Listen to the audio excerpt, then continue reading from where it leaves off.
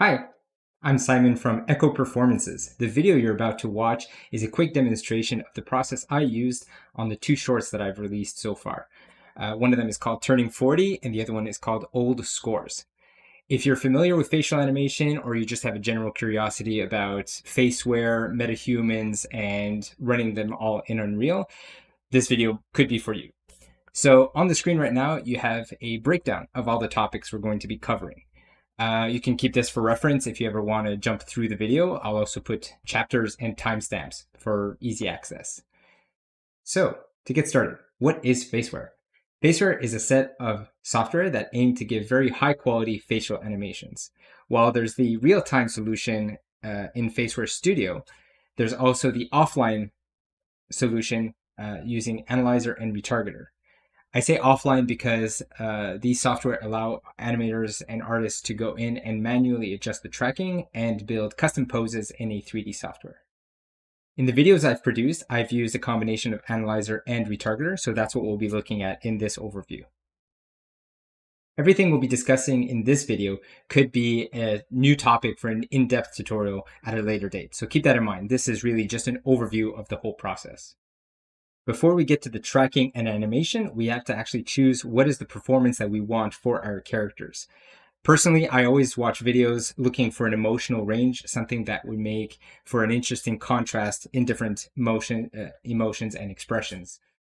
When choosing your video, if you're going for an existing performance, keep in mind that you want decent framing of the face, steady lighting, and that the face remains relatively in focus, especially if it's on a tripod camera.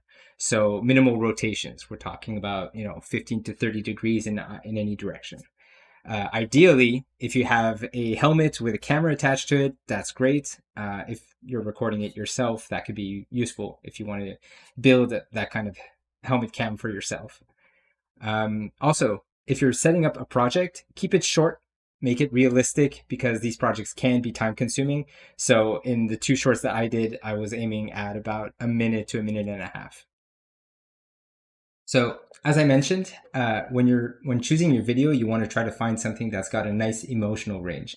I happened to stumble on this video of Sarah Silverman on her Twitter page, and I really like what she was doing with her eyebrows and facial expressions.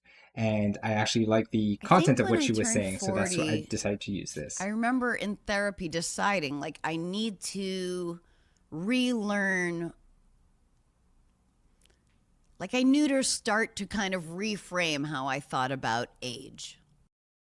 So in this performance, we get to see that she's doing some interesting things with her eyes, her eyebrows. There's some pensive moments, some sort of emotional, sad moments. I'll let you watch it for yourself. But since I didn't find a way of downloading the video off of Twitter, I simply just did a screen capture. The screen capture was running at 30 frames per second because that's natively what the video is running at. Then I took that video and passed it to an app called Dain, or Dain, which allows us to upscale the frame rate of a video. This used to be a Patreon, so I got it pretty cheap. I believe it's not too expensive at the moment. I recommend looking into it. I won't go into details how to use it, but this video actually allows you to upscale a video up to 60 frames per second, which gives really nice transitions. And it's not just about doubling that middle frame, but it actually uses machine learning to fill the gap. And I found the results to be quite impressive.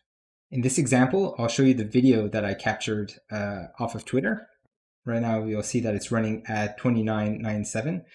The same video, after I passed it through Dain, is running at closer to 60 frames per second. You see it over here. I'll let it run. Right now, there's no audio, but just so you can see that the motion is a lot smoother than the original one. Once your video has been edited and is at the right length for what you want your performance to be, you can import that video into Faceware Analyzer, which I've got over here. You'll notice that the display is a little funny because I'm working off of a 4K monitor. So, I mean, don't worry about it. It's already been, the bug has already been ticketed. So I don't actually have the timeline down here, but I can scroll using the middle click. What you'll see here is the facial landmarks that line up with the face. You've got 3 face groups. If I drop down here, you've got the mouth, the eyes, and the brows. And then the face group is really for previewing all of them together. I could scroll through here and you'll see that, it's tracking nicely along the face.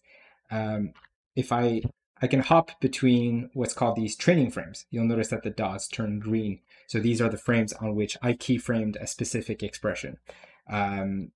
What you want to do is try to cover your entire timeline with the most prominent expressions, especially in this case where her head is turning. I really want to cover all my bases. Now, as I mentioned, I could be giving an entire tutorial specifically on Analyzer, but I just wanted to show you how that's working. So if I just hit play, you'll see that that the landmarks or the dots on the face are tracking as they should. Even when the hand gets occluded, the software is able to interpolate between those frames. Another thing worth noticing is that in the video that I edited, you'll see that there was a jump cut right there. And as long as you key in your landmarks at specific frames, the jump cut will go completely unnoticed. And if there's any polishing or ironing out that needs to be done, that could be done in your 3D software. In my case, I was using Maya. For my second short film, I wanted to use an original performance rather than finding an existing video online. So I asked 2 actors to record their performances using an iPhone running at 1080p, 60 frames per second. The footage you'll see here is a lot smoother since it didn't need any upscaling. I'll let it run while I'm talking. But you'll notice that in the editing, there's a couple of jump cuts, and Analyzer is able to do the jump quite nicely without losing the tracking on the face. If you do notice that the landmarks are flickering green, those are the frames on which I put in a keyframe, or what they call a training frame. You'll notice that even with the head rotation, it stays relatively locked to the face. If you do see the landmarks sort of popping off for a couple of frames, those usually are very easy to iron out once we're in our 3D software.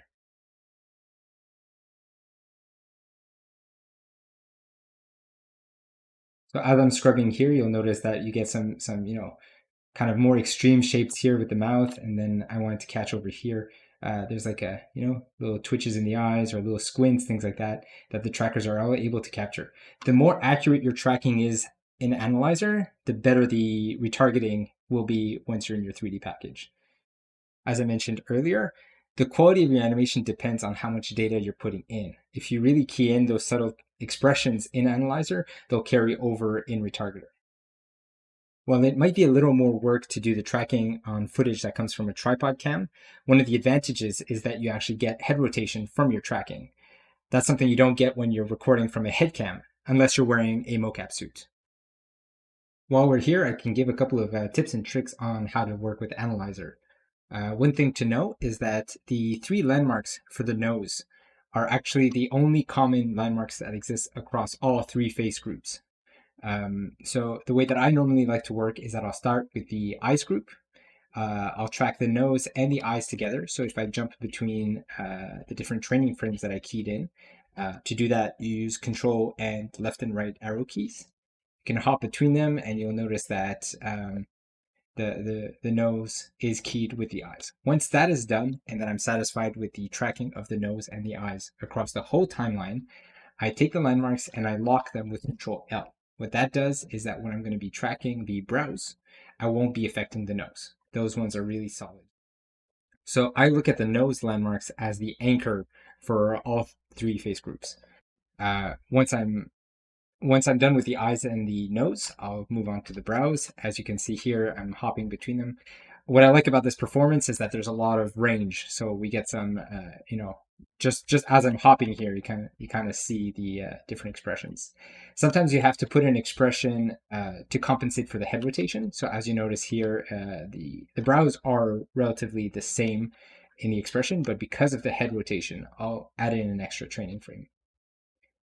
This is a kind of a good example here where the nose, we kind of lose the nostrils, but you have to key it in here just to give it a frame of reference.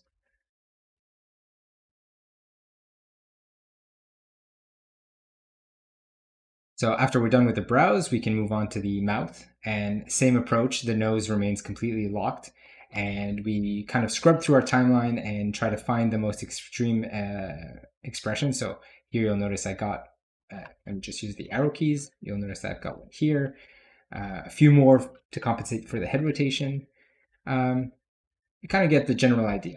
So with Faceware, it's better to use a less is more approach where you kind of key in your most extreme poses and let the software try to fill in the in-betweens. Anywhere that the Faceware is lacking or you actually feel some landmarks jittering or popping off the face completely, you basically go and anchor that in and then rinse and repeat. You basically try to do as few poses as you can and then try to fill in the gaps where necessary.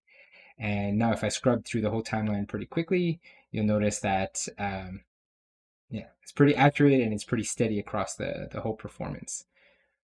One of the most important things when working with Faceware Analyzer is consistency. So as I'm hopping between these expressions, you want to make sure that where you place your landmarks is consistent, and that will only come with experience. One of the things that will cause jitters and pops and all these imperfections in the tracking is when you start introducing a lot of inconsistencies. I'll give you an example. If you have an O shape and you keyed in your training frames on that shape, and then you have a similar O shape elsewhere, and that your landmarks are drastically different, then you're basically telling the software two different solutions for that O shape. When you do introduce inconsistencies, then the software kind of has to hop between those two things that you've provided. So if you could stay consistent between all the expressions that you key in, you're going to get a much more solid tracking throughout your timeline. As I'm hopping between these training frames, you might notice that a couple of them are, look pretty similar. But the goal would be to try to keep as few of each expression as possible. If you have too many of the same expressions, then you're introducing more human error and inconsistencies between your training frames. And inconsistency between your training frames will translate to more jittery tracking. So as I mentioned before, try to keep it to as few poses as possible and only key in training frames where necessary. When we're satisfied with our tracking data, it's time to export using the parameterize feature up here. That's going to give us an FWR file, which is what we'll be importing into our 3D package to retarget our tracking data onto our character rig. So I've got Quixel Bridge open right now, and we can see the custom MetaHuman characters that I've created. If you're not familiar with MetaHumans, it's a new feature that's currently in early access from Epic Games for Unreal Engine 4 and 5. This feature allows you to build very high quality characters that come with a facial rig. In the MetaHuman creator, there's a character customizer. There's tons of videos you can watch on how to get started with that, so I won't go over all that necessarily in this video. But once you have your character ready to go, you can select it. So I've got my nervous guy and my tough guy that I used in the last short film. So once you're ready to export, you go into your export settings. Make sure that your export target is Maya or any other 3D package that you'll be using. Everything else could be left as default. Maybe under models, you want to switch it to LOD0 to make sure that's the only one that you'll get in your scene. Then with your 3D software open, you would hit export. After we have our character in our scene, it's time to use Faceware Retargeter. If this is the first time that you're using Retargeter on the MetaHumans facial rig, you'll need to go through the character setup. This will tell Retargeter which controllers to animate for which face group. I'll pick the character setup that I've already done over here, and you'll notice up here, since the window is not that large, but you'll notice that there's the different face groups. So we've got brows, eyes, mouth, and head. From this face group, you can assign which controllers will be animated to match the 3 face groups that we tracked in Analyzer. After you've selected your controllers, for example, we're working with the brows, you can select your controllers in the viewport, hit rig controls. Since you see nothing in the list here, you hit update. And if you scale this, you'll be able to see the exact parameters that you'll be keyframing.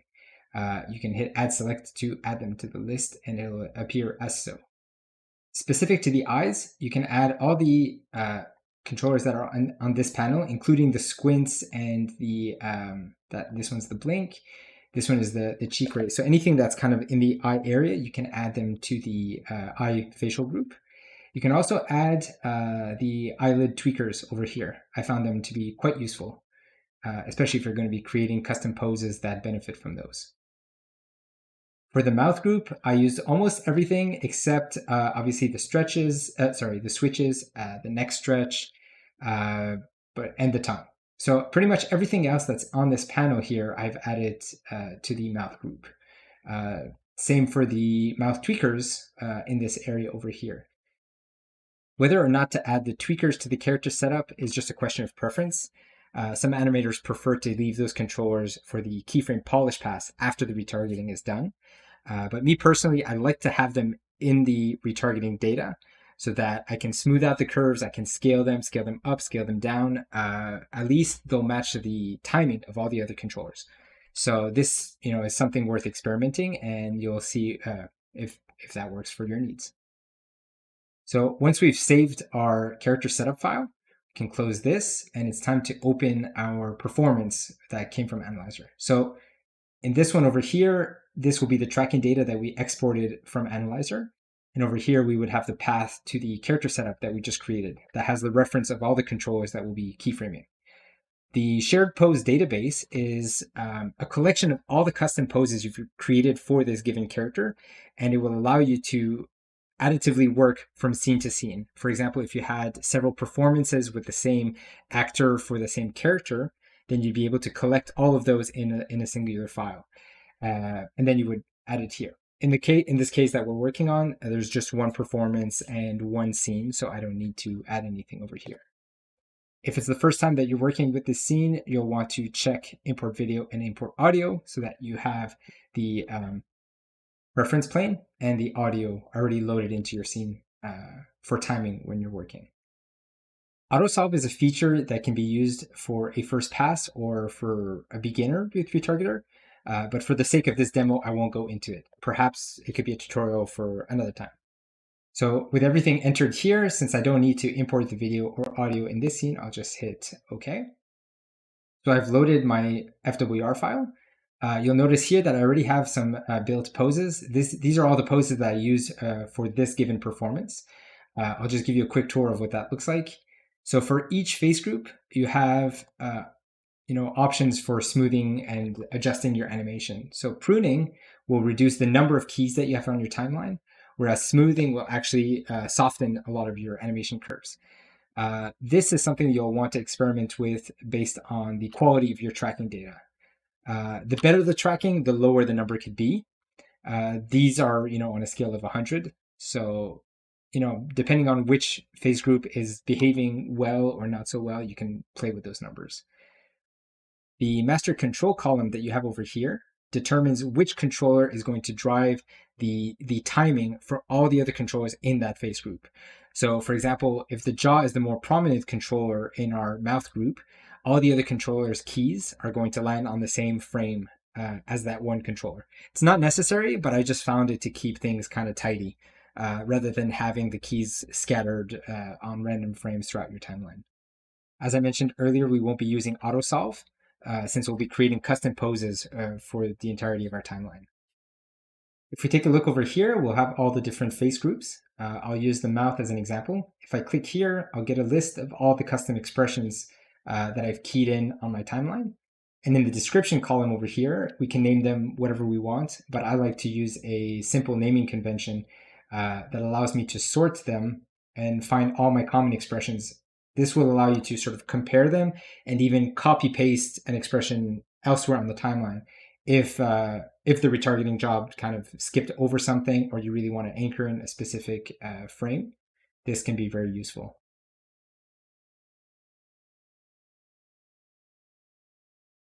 As I'm hopping through some of these expressions, you might notice that there's a lot of common ones, like for example, the S's, the V's.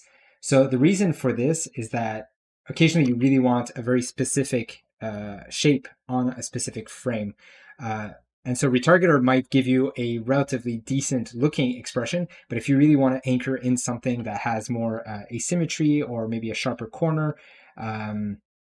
this is why you would want to create multiple expressions for the same phoneme.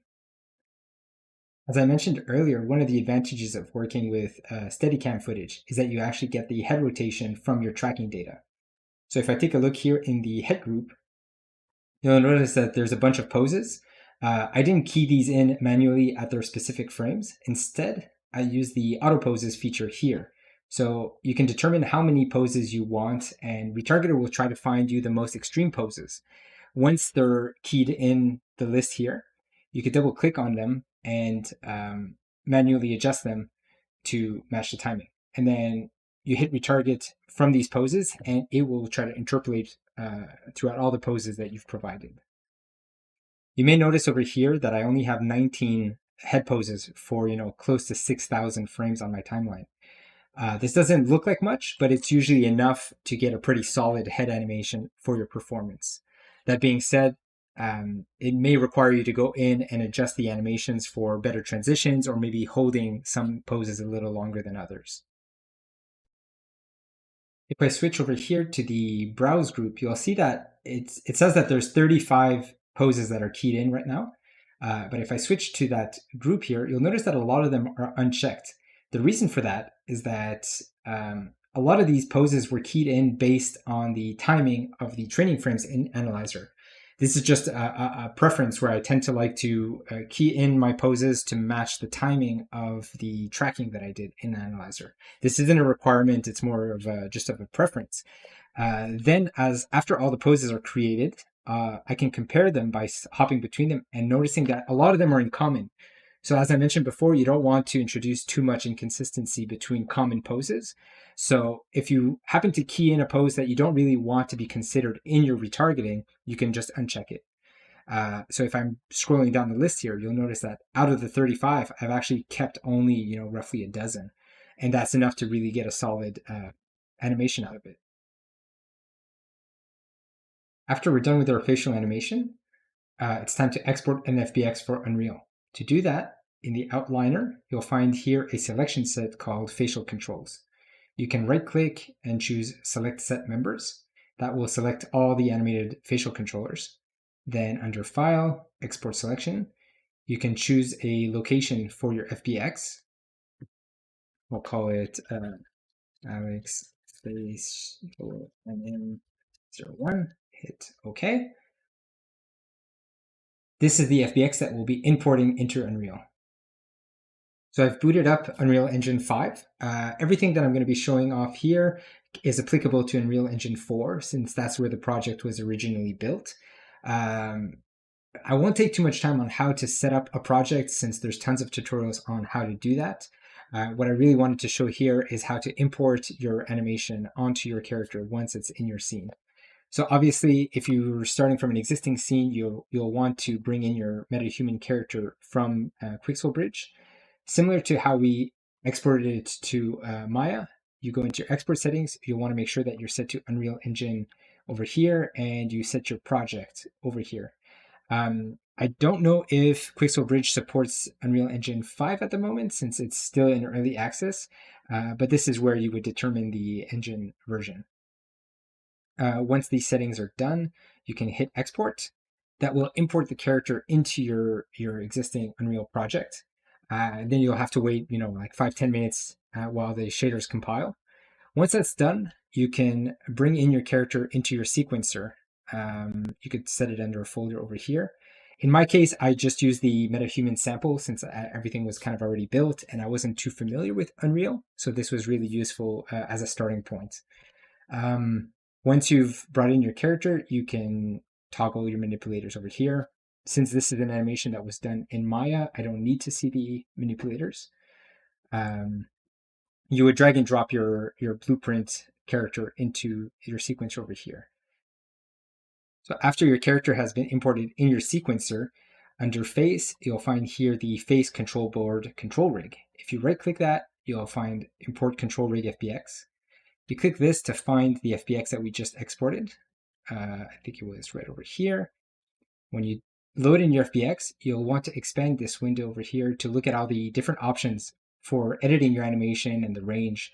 But assuming that we leave all this by default, it's really important that you change the control mapping presets to MetaHuman control mappings. If you don't do that, you might get some wonky animation. After you hit import, you'll see your animation across your timeline. You can even expand the menu over here to find all your keyframes. Now, you can even edit your animation directly in Sequencer, which I found to be quite useful. If you select a specific controller, you can hit over here to show the animation curves. And here you can either delete keys, scale keys, you can make any adjustments. Personally, when I found that there was too many corrections to do, I would go back to Maya.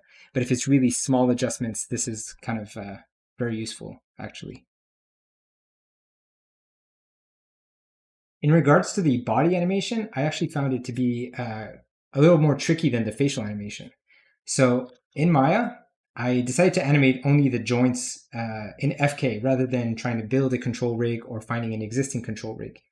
For the needs of the short film that I was doing, FK was fine. I'm not very experienced in body animation, but I felt that it was, enough for what I needed. Since I wasn't using a control rig in Maya and that I was animating the joints directly, I realized that I needed to export every joint, including the children nodes that are used for volume preservation or like the twist bones and things like that. To match the hierarchy and the naming convention in Unreal, I had to remove the DRV suffix that's over here. I use Python, but if you have another way of renaming joints in batch, you could do that. And then you select the root node over here, export selection. By default, when you switch the preset, you'll notice that under connections over here, you have include children. That's super important. And under animation, I found that I needed to bake the animation. So all the secondary deformation also needs to be baked if you're going to be transferring that animation onto the skeletal mesh into Unreal. So if you click bake, you should make sure to cover your whole timeline on step 1. I also found keeping resample all changed the file size. So I couldn't tell you more about it. I just found that it worked for what I was trying to do. And this, took a couple of trial and errors. So, that seemed to work for me.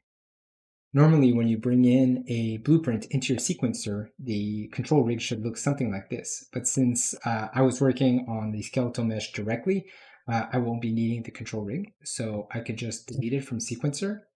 And then to import the animation that we exported from Maya, I would go under the animation folder, right click over here, import assets, find the FBX that we just exported. So we've got it right here. It will ask you to assign it a skeletal mesh. So obviously this is to determine the hierarchy of bones that we used for the animation.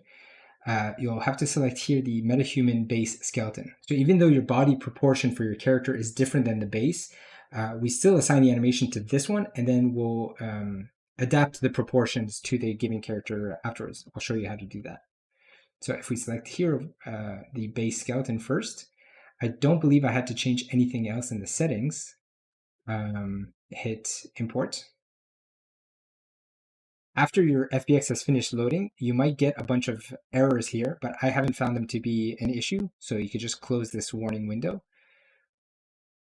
Then let's go back to the content browser here to find the animation we just brought in. So we'll want to retarget it to the specific character proportions of our given character. So this character in particular was male, tall, underweight. So over here. So we'll select that one. Can save this asset and we'll close this window. Next, since we deleted the control rig, we don't have any animation driving the body. So I will click on track animation and find the animation we just imported. And that's it. And you might want to adjust the timing since now my cursor wasn't at 0. So let me just right click, properties, and I'll set it here to 0. And that's it. So now I should have the animation that I want. After we've imported the animation and we applied it to our characters, it's good to preview your sequence, make sure that it's all working as intended. Obviously, you want to edit your camera positions, play with your camera cuts, set up your lighting. I don't need to cover all of that in this tutorial. But then what do we do once we have all of this set up? Well, the next part would be to render it out as an image sequence. I set the resolution over here, not too much to edit from the default values over here. You might want to make sure that your compression quality is at 100. so that we can control the compression afterwards when we're assembling all this. But you kind of want to render it out at uncompressed. So after you've rendered out your image sequence, how do we put all of this together? Personally, I don't have a license of Premiere, but I got used to using FFmpeg. So if you're not familiar with FFmpeg, let me show you what that is. It's a library. It's a coding library for video editing. If you just type in Google FFmpeg, it'll take you to this site over here. You can download not the source code. You're going to want to download executable files. So if you go down to Windows, you can find the latest build from over here. Scroll down to release, and you'll want to download the FFmpeg release full. If I click over here, give it a couple of seconds. We'll open the folder, extract it. Normally I'll extract it directly under the D drive, but just for the sake here, let's export it to this folder. In this folder, you'll actually find the executable under the bin folder here. So this executable is what will allow us to do all kinds of really nifty video editing tricks. I'll show you the way that I do it. I'm sure there's tons of other ways of doing it. You can write Python scripts, but for me personally, I found just writing simple executable command lines works fine. So I've opened here a notepad that has all the command lines that I've written for all my video editing functions. If you ever want to screen grab this or ask me a question on how I did it, I'll be glad to help you out. But here's a couple of examples. So in this first line here, you'll see the path of the FFmpeg executable.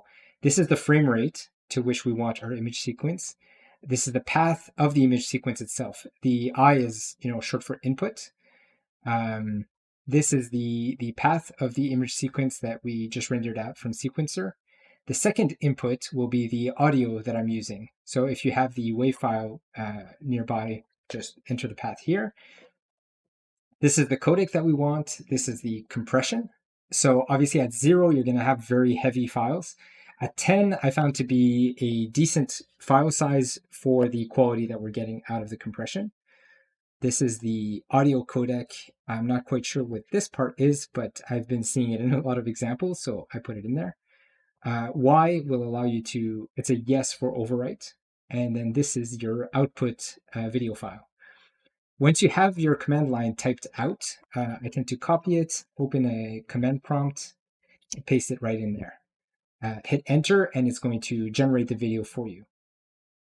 Another cool thing that you could do is generate your credits at the end of your video. So to keep things simple, I had a single still image that I created in Photoshop, which allows you to have the layout that you want, the font that you want. And with FFmpeg, you can, from a single image, you can create a video. So this, in this case, would be a 5-second video at 60 frames per second. And I think it's important to put this loop so that it's the same one still image looping for those whole 5 seconds. You can add a fade in and a fade out, which is nice. So this would be the start time, the start of your fade out. So you got to account for the duration of your video. And then this is the duration of the fade. Again, this is the compression. So if you have multiple credits, you could just do that for multiple slides that you have. So after we've created all these individual videos, if we want to put them all together, we have to use a function called concatenate, which means taking all of these and combining them into a single video. This is the function that we would need, and I'm pointing towards this text file. It could be named whatever you want, but essentially the file contains the file path for all the different files in the order of sequence. Make sure there's no space at the end, and that's it. You just feed this text path into the concatenate function. If you write ccopy, that's basically your codec. So copy the same video and audio codec, so it doesn't have to recompile your video. It'll just combine them into a single one.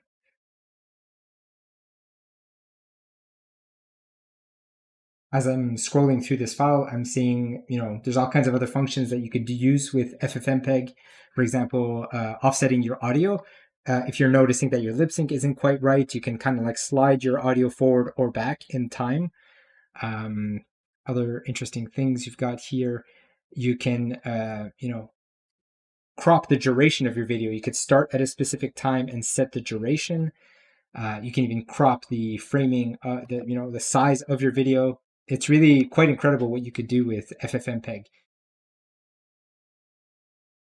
You'll probably notice as I'm scrolling down here that it's kind of a mess, but I can find my way around this, clutter. One of the coolest things that I was able to do with FFmpeg is creating this sort of tiled video. This is, we're getting into some more complicated stuff here. So poke me if you ever want more information. But you can screen grab this, or better yet, in Google, at any time you want to try something, you can type in FFmpeg, let's say montage, or actually it's called, a lot of people call it a mosaic. And over here, I found on Stack Overflow, a lot of times you'll find some really useful tips on how to get started. So yeah, if you're into scripting or basic coding, this is a really wonderful tool for video editing. So we're nearing the end of this video. I think I covered everything that I wanted to talk about in this overview. But if anything wasn't clear, if you have any questions or suggestions, please leave a comment and I'll do my best to reply as quickly as possible. If you have ideas for future tutorials or projects that you'd like to see on this channel, also please let me know. So that's it. Thank you so much for watching, and I'll see you in the next video. Bye.